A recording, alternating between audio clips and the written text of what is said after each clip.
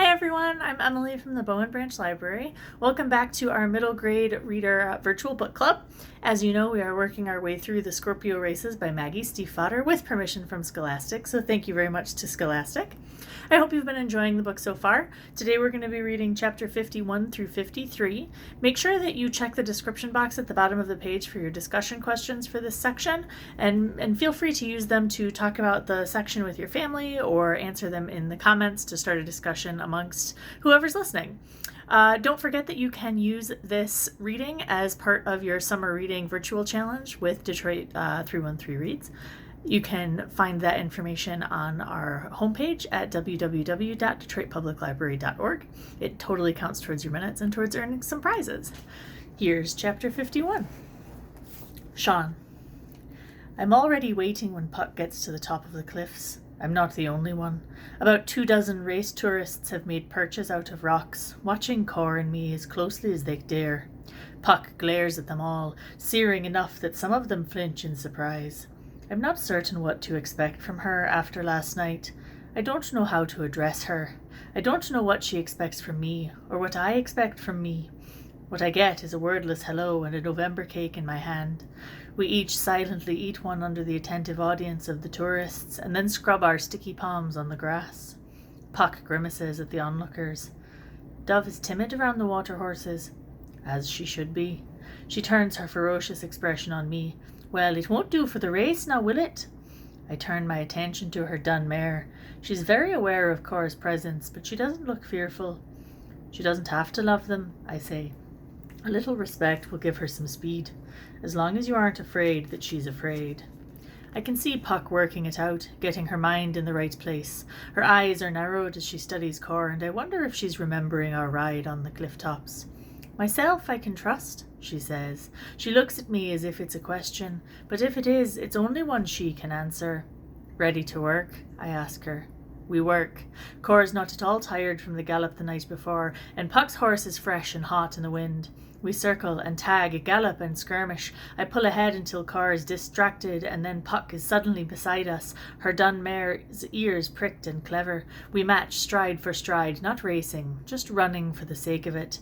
I forget that I am working, forget that the race is only days away, forget that she is on an island pony and I am on a cobble ushka. There is just the air past my ears and the slender moon of her fleeting smile in my direction and the familiar weight of Corr in my hands.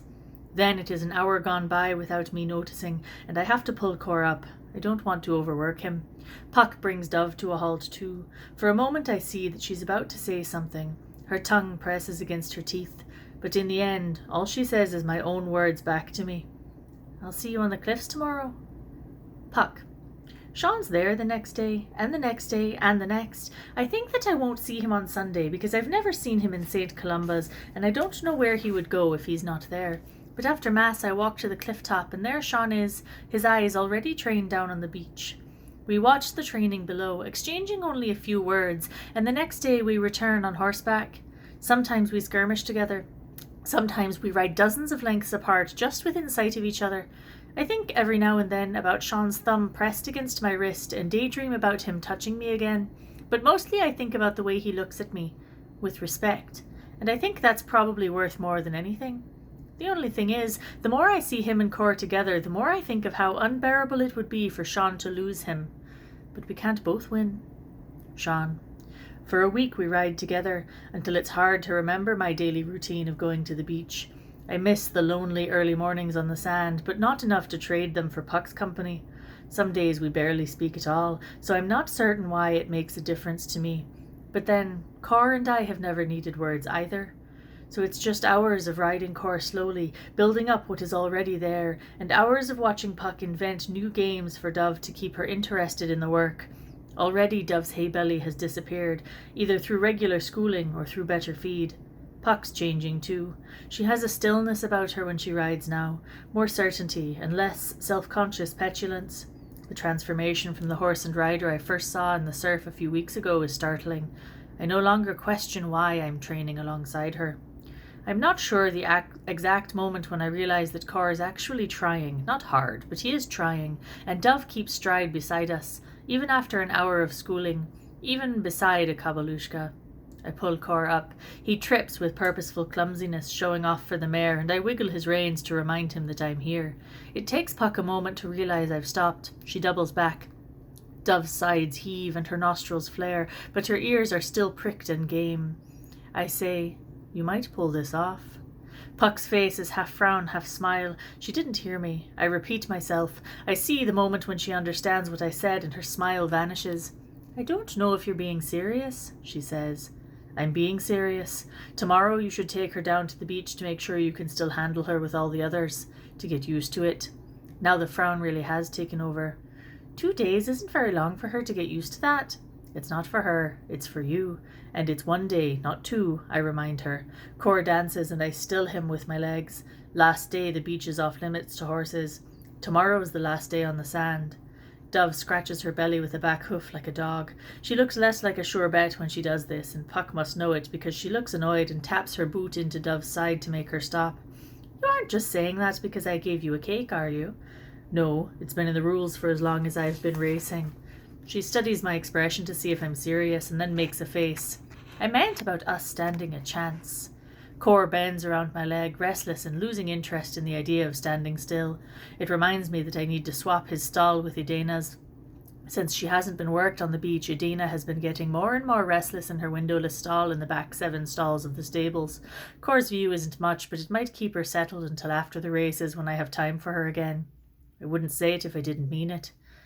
I mean, really have a chance. She looks away from me then, as if she thinks the idea we're both competing for first might offend me. "There's a bit of money for second and third," I say. She fumbles her fingers through a knot in Dove's mane. "Would that be enough?" Puck's voice is faint. "It would help." Then her tone changes abruptly. "You should come to dinner with us. It'll be beans or something else absolutely lovely." I hesitate. My dinner is usually taken in my flat, standing up, the door hanging open, the stable waiting for me to go back out to the rest of my work. Not with my legs tucked under a table, trying to find words and answers to polite questions. Dinner with Puck and her brothers. It's mere days until the race. I have to clean my saddle and my boots. I need to wash my breeches and find my gloves in case it is rainy or the wind is brittle. I need to swap Corr and Edana and clean their stalls. I should go to the butcher's again to see if they have anything that would do Corr good. "It's okay," Puck says. She has a way of hiding her disappointment. If you're not looking for it, she's put it away somewhere before you knew it was there. "You're busy." "No," I tell her. "No, I'll think about it. I'm not sure if I can get away. I don't know what I'm thinking. I cannot find the time to get away. I'm not a good dinner companion, but it's hard to think of that. Instead, I'm wishing that I'd spoken sooner, before I'd seen her disappointment." Puck rallies with the best of them. "If not, I'll see you on the beach tomorrow." This I'm certain of. On horseback it's easy to be certain. Yes. Chapter 52. Puck. Gabe brings home a chicken and Tommy Falk for dinner. Truth be told, I'm not unhappy to see any of them. Gabe because it's been so long since we've had dinner with him, the chicken because it's not beans, and Tommy Falk because his presence makes Gabe cheerful and goofy. They toss the plucked chicken back and forth over my head until it loses its wrappings, and I shout at them as I pick it up off the floor. "If we all die of plague or whatever is on this floor, I want you to know it's not my fault," I say. There's a bit of silt stuck to the dimpled skin of the chicken's back. "Just scrub it off. A little dirt never hurt anybody," Tommy Falk says. "Gabe says you make a mean chicken." Finn, who is sitting by the fireplace making smoke, comments for the first time. "Well, she certainly doesn't make a nice one." "You can shut up or make it yourself." It turns out that the dirt on the chicken is the least of my worries. My hands are filthy. It takes me quite a long time to make my hands clean, and even once they're mostly pale again, they still smell suspiciously like both Dove and Corr. Gabe crouches over the radio, trying to get it to pick up one of the mainland music stations, which only works when the weather is just right and the appropriate slain sacrifices have been made. In the absence of radio entertainment, Tommy Falk sings a bit of a song that he caught on the radio before the storm. The house feels full for the first time in months. "Bands, Gabe," Tommy says. He's settled next to Finn, helping him turn the smoke into fire. He stretches out to take my father's concertina where it had been abandoned near the armchair. He plays the same tune he just sang. It sounds more mournful on the concertina. Can you imagine it? Concerts? He's talking about the mainland, of course, because it's not just the race that is days away. "And the cars," adds Gabe, "and oranges every day." "Also," says Tommy, "bands." Finn studies the fire. I study the chicken. Don't be down, Tommy says, leaping up when he sees my expression. It's not like we won't come back. We'll send money too. Haven't you seen Esther Quinn's clothing, Puck? Her brother's on the mainland selling something to somebody and he sends home money. That's why she looks like she was bought from a catalogue. When's a good visit, Gabe? Easter, maybe? Easter's a good time to come back. We'll throw more chickens. Gabe takes the concertina from Tommy and slides out a tune. I'd forgotten how well he could play. Tommy grabs my waist and swings me around in a circle. I drag my feet because I am opposed to people touching me when I am not expecting it, also because it will take more than dancing to cheer me up. Tommy says, "Come now, you can move faster than that. Everyone says you were a spitfire on the cliffs this morning." I let him spin me at that. They do? They're saying that you and Sean Kendrick were burning up the cliffs. Tommy spins me again and grins at me. And when I say you and Sean Kendrick, I mean you and Sean Kendrick. And by burning, I mean burning. I jerk to a stop and spin him instead. I pretend he's talking about racing. You worried? It's Gabe who should be worried, Tommy says. He takes my hands and swings me wide enough that I worry for the objects on the counter, because his baby sister's growing up so fine. Mum said that I shouldn't be moved to do anything by someone with sweet words, but Tommy Falk doesn't seem to be trying to persuade me of anything, so I let his compliment slip down nice and easy. It's quite agreeable, and I'd be happy enough with another. Gabe stops playing mid-measure. His hands around the concertina spread as if he holds a book open. Don't make me punch you in the mouth, Tommy. When's that chicken going to be done, Kate? Tommy mouths, "Ooh, Kate," to me, but Gabe refuses to rise to the bait. 20 minutes, I say. Maybe 30, maybe 10. There's a tap on the door then. We all exchange looks. Tommy Falk's as uncertain as the rest of ours. No one moves, so I finally wipe my hands off on my pants, go to the door and open it a crack. Sean stands on the other side, one hand in his trouser pocket, the other holding a loaf of bread. I wasn't prepared for it to be Sean, and so my stomach does a neat little trick that feels like either hunger or escaping. There is something very shocking about seeing him standing dark and still on our doorstep. I lean out the door a ways. The night's getting chilly. You got away from the yard? Is it still all right? It's all right. It's me and Gabe and Finn and Tommy Falk. I've brought this. He holds up the bread, which is clearly a Paulson's loaf, and it's still so fresh that I can smell the warmth of it. He must have come straight from there. Is that what's done? Well, you've done it, so it must be. Gabe asks, Puck, who is it? I open the door wide to reveal the answer. They all look at Sean standing there with his hand in his pocket and the other hand around a loaf of bread, and it occurs to me all in a rush as they stare at him that Sean looks a little, just a little, like he's courting. I don't have time to explain the truth of it before Tommy laughs and jumps to his feet. Sean Kendrick, the devil, how are you? We fold him into the house and Gabe shuts the door because I forgot to in my sudden glee. Gabe tries to separate Sean from his jacket, while Tommy says something about the weather, and it's quite loud for no reason at all because it's only Gabe and Tommy and sometimes Finn speaking. Sean, as always, manages to get on one word where everyone else needs 5 or 6. In the middle of all this, as Sean slips out of his jacket, he looks over his shoulder at me and he smiles at me, just a glancing faint thing before he turns back to Tommy. I'm quite happy for the smile, because Dad told me once you should be grateful for the gifts that are the rarest. After a few minutes, Tommy and Gabe begin to play cards in front of the fire because there's no one to tell them not to. Finn just watches because he hasn't decided whether or not it's a sin. Sean joins me by the counter, standing close enough that I can smell hay and salt water and dust on him. Give me something to do, he says. I put a knife in his hand. Cut something. Your bread. He begins to cut it with single-minded devotion. In a low voice he says, I saw Ian Privet after you'd gone. He took Penda out after the rest were gone and ran him hard. He was fast before, and he's fast again. One to watch. I heard that he likes to come up fast from the outside at the end. Sean glances at me, an eyebrow raised. True enough. Privet lost him 4 years ago when he fell in the races. He beat me twice on him before that. He won't beat you this year, I say. Sean doesn't say anything. He doesn't have to. I know he's thinking about losing Corr. I stir the chicken. It's done, but I don't want to have to sit at the table yet. After a pause, he says, I was thinking, no one will want the inside since the sea will be bad on the 1st of the month. So I should hug the sea because Dove won't care. Sean's done slicing the bread too, but he rearranges the pieces as if he still works at it. I say, I was thinking too that I should hang back, save Dove for the end. And maybe the pack will have thinned. Sean considers. I wouldn't wait too long or hang too far back. She's not strong enough to come up from too far back. I want to steer clear of the piebald and she'll be at the front, I say. I've seen the way Mutt rides her. Sean narrows his eyes. I can tell he's pleased that I've noticed, and I'm pleased that he's pleased. Blackwell's the other one, Sean says. He's the one whose stallion tried to take you down, but he got a replacement horse. This new one's fast. He says it without malice. Of course, there's one horse that I know will be a contender, but I've never seen him in a real race, and I've never seen his rider give me the slightest hint of how he likes to pace himself. Where will you and Corr be? I ask. Sean presses 2 fingers along the edge of the counter, sweeping crumbs into a pile. I notice that his fingers are permanently dirt-stained, like mine. He says, right next to you and Dove. I stare at him. You can't risk not winning, not because of me. Sean doesn't lift his eyes from the counter. We make our move when you make yours. You on the inside, me on the outside. Corr can come from the middle of the pack. He's done it before. It's one side you won't have to worry about. I say, I will not be your weakness, Sean Kendrick. Now he looks at me. He says very softly, it's late for that, Puck. He leaves me standing at the counter looking into the sink, trying to remember what I was supposed to do next. Puck, snaps Gabe, your soup. The dumplings are boiling over, and for a moment it appears that we may have flames for dinner, but I manage to snatch the pot and get the heat off. The boys all hover around the table now that the presence of food seems imminent. Tommy says, you're right, Gabe, she does make a mean chicken. Tried to bite her. But Puck bites back, Gabe says.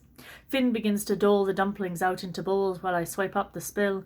Tommy chatters on about Hizushka mare lets herself get pushed around by the other horses, but perks up when she sees their asses.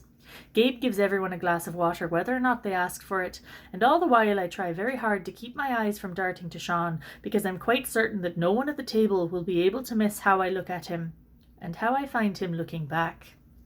Chapter 53. Sean. I wake to the sound of crying. I got back too late. It took sleep too long to come to me. For a moment I just lie there. Exhaustion makes me unwilling to fully wake, and yet the crying.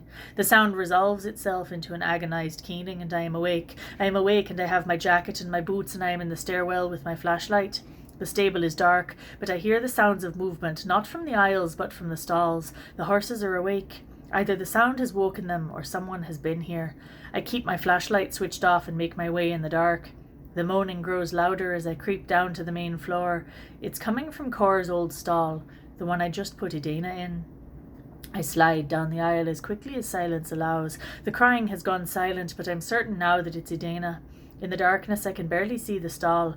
The night outside throws some dark blue light in, just enough for me to press myself against the bars and look in. When she keens again, I start back. She's right by my face. Her head lies against the bars, neck pressed against the wall, nose pointed toward the ceiling, jaw cracked open. I whisper her name, and she cries back to me softly. My eyes follow the line of her neck to her sloping withers and the slanting line her hips make low to the ground. I've never seen a horse stand like this. There's a sick knot inside me as I pull open the door and step into the stall. Now, her body silhouetted against the light of the window, I see that she leans against the wall with her head and neck sunk down onto her haunches like a dog. Her back legs splay out as if the ground is slippery. I touch her shoulder. It's trembling. I have a terrible feeling rising inside me. I run the flat of my hand from her withers down her spine, and then, crouching to keep searching, around the curve of her twitching haunches and down toward her hamstring. Edana whimpers. My hand comes away soaked. I lift it toward my eyes, but I don't need it any closer to smell the blood on it. I snatch my flashlight from my pocket and flick it on. Both of her hamstrings have been sliced. The top edge of the wound curves up like a ghastly smile, and blood pools around her hocks. I go to her head and she struggles, trying to get her legs under her. I stroke her forelock and whisper in her ear, "Be still. Don't be afraid." I wait for her breathing to come easier, for her to believe me. She'll never walk again. I can't understand it. I don't understand who would mutilate Edana, a horse that wasn't in the races, a horse that was no threat to anyone, and like this savage cruelty, I was meant to find her and be sickened. I can think of only one person who would want to hurt me like that. I think I hear a rustle somewhere in the depths of the stable. I flick off the flashlight. In the dark, in his stall, Edana's bay coat looks very much like Corr's blood-red one. It would be very easy to mistake them if you were expecting Corr and were concentrating on getting into the stall without getting hurt. There's movement again, further away in the stable. I scramble out of the stall and into the aisle. I stand and wait, listening. My heart has already raced ahead of me. All I want is for the sound to be from anywhere but the back 7 stalls. All I want is for Mutt Malvern to have guessed wrong when he went looking for Corr. There are 5 other stalls equipped for the Kobalushka. He could have gone looking in any of them after he discovered Edana was the wrong horse. I hear the commotion again. It's from the back 7 stalls. Now I run. I strike the lights on as I round the corner by the door. If he knows I am here, surely he will abandon this. Mutt! I shout. Now under the light I see blood on the floor, the edge of a shoe printing scarlet every step. I jog along, following, watchful. You've gone too far, Mutt! My voice echoes in the high arches of the stable. There's no reply. Perhaps he's left. Corr screams. Now I run like I've never run. I can see Edana in my mind, her head stretched unnaturally towards the ceiling as she lies against the wall, ruined in her own skin and yet not yet knowing it. If he has touched Corr, I will kill him.